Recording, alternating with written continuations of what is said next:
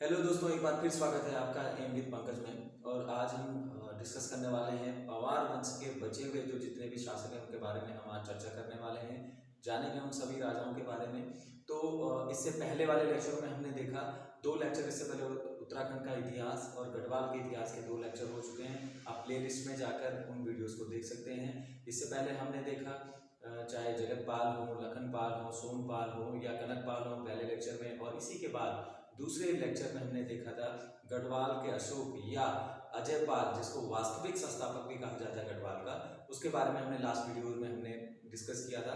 अगर आपने वो वीडियो नहीं देखी है तो प्लेलिस्ट में जाकर आप वो वीडियो को देख सकते हैं। अगर हम बात करें पवार वंश के और शासकों के बारे में, तो अजयपाल के बाद भाई एक शासक हुआ हमारे पास सहजपाल। या इससे पहले अगर हम थोड़ा सा एक पवार वंश का एक शासक के बारे में थोड़ा सा बात करें, विजयपाल के बारे में, तो विजयपाल भाई जो शासक था, तो इसने अपने शासनकाल में ज्यादा शासनकाल नहीं रहा और ना ही अपने शासनकाल में कुछ ज्यादा काम किया, क्योंकि शासनकाल ही ज्यादा नहीं रहा। लेकिन इस विजयपाल के बारे में, क्योंकि उस समय पर क्या होता था जब पवार वंश के शासक थे, तो अजयपाल की मृत्यु के बाद जो दापा वाला क्षेत्र था, ठीक है, यानी कि जो नेपाल वाला क्षेत्र है उसको पहले क्या कहा जाता था, दापा क्षेत्र। तो इस दापा वाले क्षेत्र से यहाँ पर लगभग कहा जाता है कि कुछ मतलब अटैक होने की संभावना थी। तो विजयपाल ने सबसे पहले क्या किया था, इस दापा क्षेत्र पर, यानी आप ये भी कह सकते हैं कि पवार वंश का वो पहला शासक जिसने दापा क्षेत्र पर आक्रमण किया था, तो वो कौन था, विजयपाल था। लेकिन याद रखिएगा इस युद्ध में, इस जो युद्ध विजयपाल ने जो अटैक किया है इस दापा क्षेत्र पर, तो हालांकि वो इस युद्ध में जीत नहीं पाया, यानी वहां पर कब्जा नहीं कर पाया, उस राजा को हरा नहीं पाया। लेकिन अगर हम परीक्षा दृष्टिकोण से देखें तो विजयपाल पहला ऐसा परमार शासक होगा जिसने दापा क्षेत्र पर अटैक किया, किंतु वो वहां पर जीत नहीं पाया या उसने उस राजा को पराजित नहीं कर पाया। तो विजयपाल से हमें बस इतना ही यहाँ पर मिलता है, एक ही तथ्य हमें परीक्षा दृष्टिकोण से यहाँ पर मिलता है। इसी का बेटा आगे होगा हमारे पास सहजपाल। अगर इसके समय की बात करें हम, तो इसके जो समय है, समय पीरियड हमारे पास रहेगा 1547 से 1575 तक हमारे पास वाला सहजपाल। अब देखते हैं सहजपाल से संबंधित जो परीक्षा दृष्टिकोण से देखें तो सबसे पहले यहाँ पर जो पहले भी पूछे जा चुके हैं समकालीन राजा, यानी इस सहजपाल से के शासन काल में कौन कौन से ऐसे राजा हुए जो इसके समकालीन में, थोड़ा सा यहाँ पर देख लेते हैं, क्योंकि पेपर में कई बार आयोग के द्वारा ये प्रश्न पूछा जा चुका है और कई बार जो बच्चे हैं वो लगातार थोड़ा सा रट लेते हैं, समझते नहीं है चीजों को, तो वो थोड़ा सा समझने का यहाँ पर प्रयास करेंगे। देखिए, अगर हम सहजपाल की बात करें तो उस समय सहजपाल का शासन 1547 में है। आपको पता है यहाँ पर सारे वंश समाप्त हो चुके हैं, यहाँ पर 1547 चल रहा है और इस समय दिल्ली पर कौन है, मुगलों का अधिकार है। कहां पर, दिल्ली पर। और मुगल में भी किसका, तो आपको पता है कि 1526 में भाई पानीपत के पहले युद्ध में बाबर ने इब्राहिम लोदी को हराकर जो अफगान वंश था उसको समाप्त कर दिया और भारत में एक नए वंश, मुगल वंश की क्या कर दी थी, स्थापना कर दी थी। भाई बाबर का 1526 से 1530 तक शासनकाल रहा, ऐसे ही रहा। तो इस समय पर यहाँ पर आपको पता है कि भाई इस 1547 के बाद अगर हम देखें तो वही जो सहजपाल है ये लगभग किसका होगा, अकबर का समकालीन होगा, क्योंकि 1556 से यहाँ पर लगभग 1600 ईस्वी के आसपास तक किसका शासनकाल रहा, अकबर का शासनकाल रहा। तो इतना बड़ा टाइम पीरियड है अकबर का। तो ये कहने का मतलब मेरा ये है कि अकबर, कुछ लोग कहते हैं कि भाई अकबर के समकालीन सहजपाल था, बिल्कुल था, लेकिन सहजपाल ही था, ये बिल्कुल सही नहीं है। क्योंकि इसके बाद अगर हम सहजपाल की बात देखें तो इसी का बेटा आएगा हमारे पास कौन सा, बलभद्र शाह, और इसी के आगे आएगा हमारे पास कौन सा, मान शाह। तो ये लोग भी, ये सारे भी, ये सहजपाल, बलभद्र शाह और मान शाह, ये तीनों ही किसके समकालीन हैं, अकबर के समकालीन हैं। लेकिन इसका मतलब ये नहीं कि केवल सहजपाल था।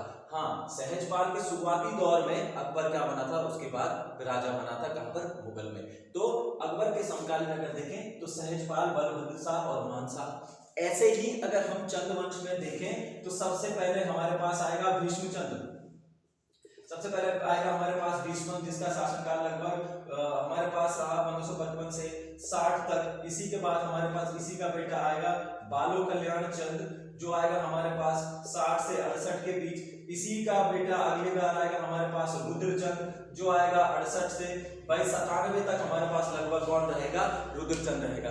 तो कहने का तात्पर्य यह है कि सहजपाल जब राजगद्दी पर बैठा तो उस समय अगर मुगलों के परिप्रेक्ष्य में देखें तो अकबर का वहां पर शासनकाल है, ठीक है, यानी अकबर इसके समकालीन है। दिल्ली सल्तनत की बात करें और अगर हम बात करें कहां पर, चंदों की बात करें तो भीष्मचंद भी इसके शासनकाल में होने वाला है, बालो कल्याण चंद भी इसके शासन समकालीन है और रुद्रचंद का जो शुरुआती दौर है वो भी सहजपाल के शासनकाल में होने वाला है। तो समकालीन की बात करें तो हमारा जो उत्तर है वो ऑप्शन के हिसाब से आपको वहां पर देखना पड़ेगा कि भीष्मचंद भी, बालो भी और रुद्र जो हमारे पास अगर देखें इस सहजपाल का तो भाई यहाँ पर हमारे पास क्या, बालो कल्याण चंद भी होने वाला है, भीष्मचंद भी होने वाला है और रुद्रचंद का शुरुआती दौर भी होने वाला है। और दिल्ली के परिप्रेक्ष्य में देखें तो वहां पर कौन सा, मुगल होने वाला है, ठीक है।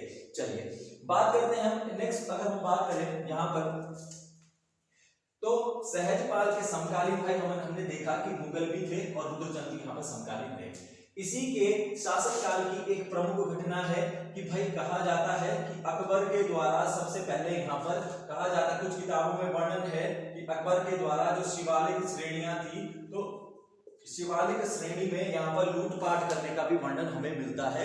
और लूटपाट के साथ साथ इसने एक अन्वेषण दल या एक जिसे अन्वेषण दल या जिसको आप कहते हैं एक खोजी दल, यानी गंगा का वास्तविक स्रोत पता करने के लिए अकबर के द्वारा इसी सहजपाल के शासनकाल में यहाँ पर गंगा का जो वास्तविक स्रोत था, क्योंकि भाई कहा जाता है कि जो अकबर था वो अपनी रसोई घर में भोजन बनाने के लिए गंगा जल का प्रयोग करता था, तो उसका वास्तविक स्रोत प्राप्त करने के लिए अकबर के द्वारा इस सहजपाल के शासनकाल में यहाँ पर एक अन्वेषण मतलब खोज छानबीन करना, एक अन्वेषण दल और एक खोजी दल भेजने का भी हमें वर्णन मिलता है। इसके साथ साथ तो भाई ये वर्णन भी मिलता है और कहा जाता है कि इसने शिवालिक क्षेत्रों पर भी क्या की थी, लूटपाट की थी। हालांकि कुछ जो इतिहासकार हैं वो ये कहते हैं कि जो एक खोजी दल आया था सहजपाल ने बड़ी चतुराई के साथ उनको हरिद्वार में ही रोक दिया था, यानी गंगोत्री जाना चाह रहे थे लेकिन उनको वहां पर वो नहीं जा पाए क्योंकि चतुरता पूर्वक जो सहजपाल ने उनको हरिद्वार में ही रोक दिया।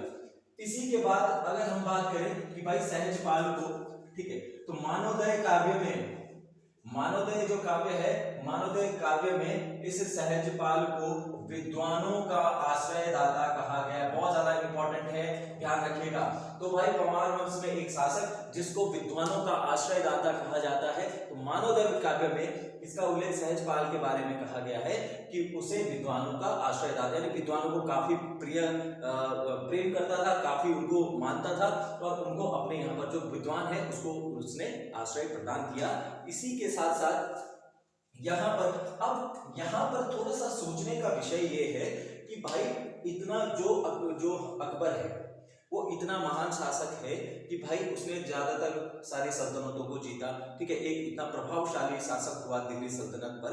तो यहाँ चंदों का अगर हम देखें तो चंदों का मुगलों के प्रति क्या रहेगा भाई, समर्पण रहेगा, प्रेम रहेगी, ठीक है। और लेकिन पवारों में हमें ये देखने को नहीं मिलता है, ठीक है। लेकिन अकबर ने लूटपाट भी की शिवालिक क्षेत्र, अगर हम इस तथ्य को सत्य माने तो शिवालिक श्रेणी पर लूटपाट भी की, खोजी दल भी यहाँ पर भेजा गया, ठीक है। लेकिन भाई ना सहजपाल ने कभी मुगल दरबार में गया और ना ही कभी अकबर के द्वारा अटैक किया गया गढ़वाल पर, या उसके किसी सेनापति हो या उसके किसी दल के द्वारा कहीं यहाँ पर आक्रमण करने का हमें वर्णन नहीं मिलता है। तो कुछ इतिहासकार ऐसा कहते हैं कि इसको किस चीज की संज्ञा दी कुछ इतिहासकारों ने कि भाई ये इतना, हमने कहा कि ये राजनीतिक चतुर राजा का दर्जा दिया गया, यानी सहजपाल को परमार वंश के अंदर हम देखें तो सहजपाल को राजनीतिक चतुर राजा भी कहा जाता है। क्यों कहा जाता है कि भाई अकबर इतना महान शासक हुआ लेकिन इसके शासनकाल में न इनका कोई प्रेम था, न युद्ध का वर्णन मिलता है, न किसी प्रकार का कोई आक्रमण हमें यहाँ पर देखने को मिलता है, इसलिए इसे राजनीतिक चतुर राजा की संज्ञा भी दी गई है। और मानवोदय काव्य में इसे हमने क्या कहा है, विद्वानों का आश्रयदाता भी यहाँ पर बताया गया है। और अब इसके बाद जो है इसका पुत्र शासन करेगा जिसका नाम होगा बलभद्र शाह। देखते हैं कि बलभद्र शाह के शासनकाल में क्या क्या हुआ। तो 1575 से हमारे पास 1591 तक हमारे पास आएगा बलभद्र शाह। अब आपको पता है कि ये जो बलभद्र शाह है हमारे पास नेक्स्ट आता है बलभद्र शाह, आएगा हमारे पास 1575 से 1591 तक हमारे पास आएगा बलभद्र शाह। सबसे पहले कि भाई फिर से वही समकालीन, ठीक है, कौन सा, बलभद्र शाह। सबसे पहले अगर हमें बलभद्र शाह के देखें परीक्षा दृष्टिकोण से, तो सबसे पहले अपने नाम के अंत में शाह की उपाधि जोड़ने वाला या शाह की उपाधि प्रदान की गई थी, किसे, बलभद्र शाह को। हालांकि इससे पिछले लेक्चर में हमने देखा कि सबसे पहला के जो निर्माण जो पता चलता है वो कल्याण शाह, ठीक है, इसके अंत में भी शाह हमें देखने को मिलता है, लेकिन अगर आयोग के हिसाब से देखें तो आंसर किसे, बलभद्र शाह को ही माना जाता है। तो अगर हम बलभद्र शाह को ही लेके चले कि ये बलभद्र शाह था, भाई सबसे पहले इसके शाह की उपाधि इनको दी गई थी, और हमें मिलता है कि किसके द्वारा दी गई थी, तो लोधियों के द्वारा इसको शाह की उपाधि दे दी गई थी। अब देखो यहाँ पर अगर हम थोड़ा सा चर्चा करें इसके बारे में, इसकी उपाधि के बारे में थोड़ा आवश्यक हो जाता है चर्चा करना कि भाई कुछ ऑथर कहते हैं कि लोधियों के द्वारा दी गई थी, ठीक है, कुछ कहते हैं कि किसी सम्राट, दिल्ली के किसी सम्राट के द्वारा इसको किस चीज की, शाह की उपाधि दे दी गई थी, ठीक है।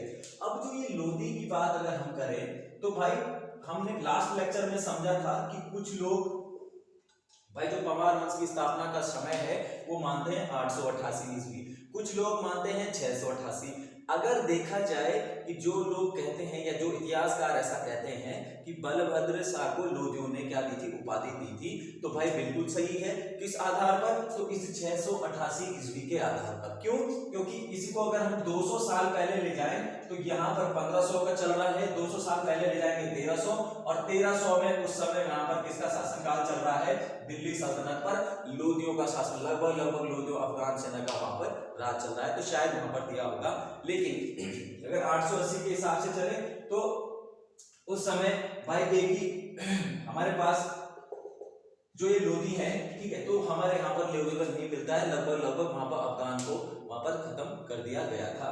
चलिए दूसरा अगर हम देखें बलभद्र शाह के बारे में कि शाह की उपाधि सबसे पहले ली, और जो दूसरा जो परिप्रेक्ष्य अगर हम देखें तो अकबर के समकालीन हुआ। इसी बलभद्र शाह के शासनकाल में भाई इसका दूसरा नाम हमें मिलता है बलराम शाह। इसका दूसरा नाम हमें क्या मिलता है, बलराम शाह या राम साहबी नाम से इसको हमें जो मिलता है, ये उल्लेख हमें मिलता है कि भाई इसका नाम क्या होगा, बलराम शाह या राम शाह के नाम से भी इसे संबोधित किया गया है। कहां पर, तो भाई अकबरनामा, परमार वंश का जो ये राजा हुआ, इसका उल्लेख हमें कहां पर मिलता है, अकबरनामा में भी मिलता है, जहां पर इसको राम शाह के नाम से संबोधित किया गया है, लिखा गया है वहां पर कि अकबरनामा में लिखा गया है कि भाई राम शाह शिवालिक क्षेत्र का एक राजा, शिवालिक मतलब उत्तराखंड के उस समय शिवालिक कहा जाता था, तो शिवालिक क्षेत्र के किसी राजा के द्वारा, कौन से राजा, राम शाह के द्वारा अकबर की वहां पर मदद कर दी गई थी। क्यों की थी, देखिए उसको थोड़ा समझते हैं। ऐसा माना जाता है कि जो ये दिल्ली सल्तनत यहाँ पर थी दक्षिण में, तो यहाँ से अकबर के शासनकाल में कुछ लोग क्या, कुछ विद्रोही थे, वो भागकर कहां पर आ गए, तराई बाबर वाले क्षेत्र में आ गए, और जहां पर तराई बाबर वाला क्षेत्र आए और इन्होंने डायरेक्ट कहां पर चले गए, चंद वंश उस समय था, और इसी के साथ साथ जो परमार वंश में बलभद्र शाह का शासनकाल था यहाँ पर चले गए। तो कहा जाता है कि भाई इसी बलभद्र शाह ने, इस अकबरनामा में जो वर्णन है कि इसी बलभद्र शाह के द्वारा भाई उन विद्रोहियों को पकड़कर कहां पर भेजा गया था, अकबर के दरबार में, उन विद्रोहियों को पकड़कर अकबर के दरबार में भेज दिया गया था। तो यहाँ पर हमें वर्णन मिलता है अकबरनामा में, जहां पर बलभद्र शाह को राम शाह के नाम से संबोधित किया गया है।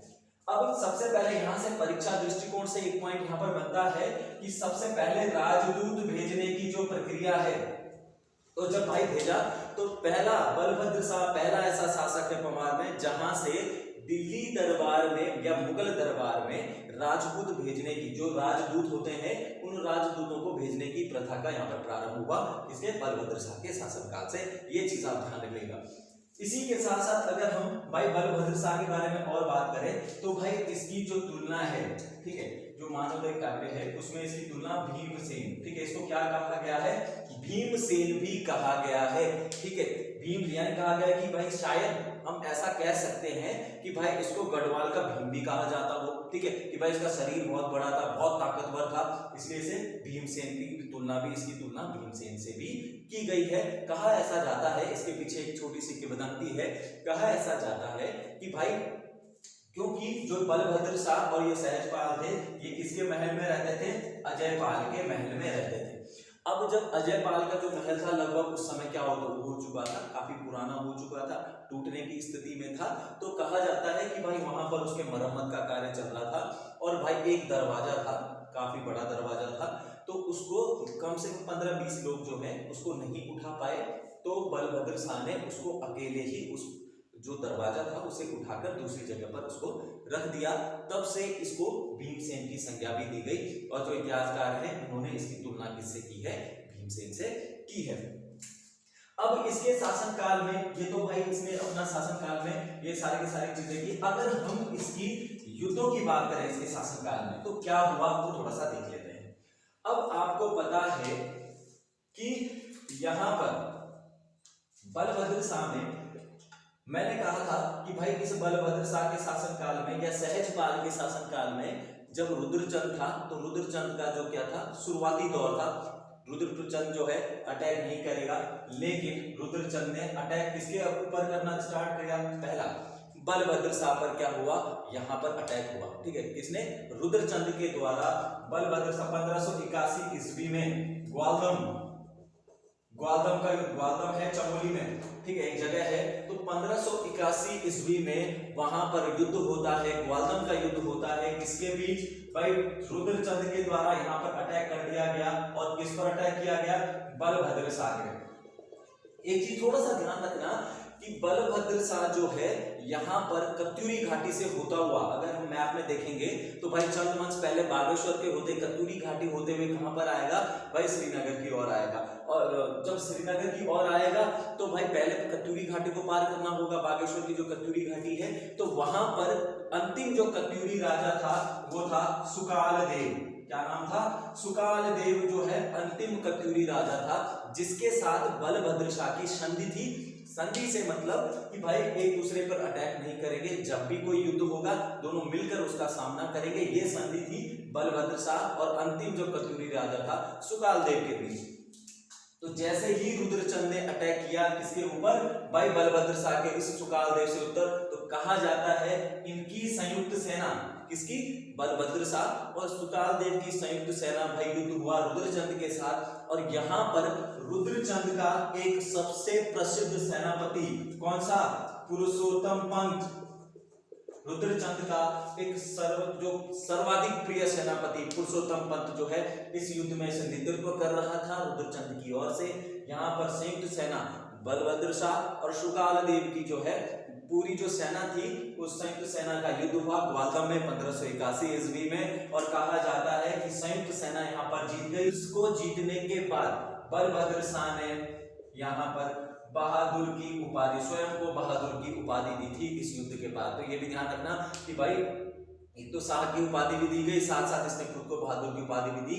कब? इस ग्वालदम युद्ध के बाद। तो आज के सेशन में फिलहाल इतना ही, जानेंगे हम नेक्स्ट सेशन में इसी का आगे चलकर। इसका बेटा होगा हमारे पास मान शाह, इसके बारे में हम डिस्कस करेंगे नेक्स्ट।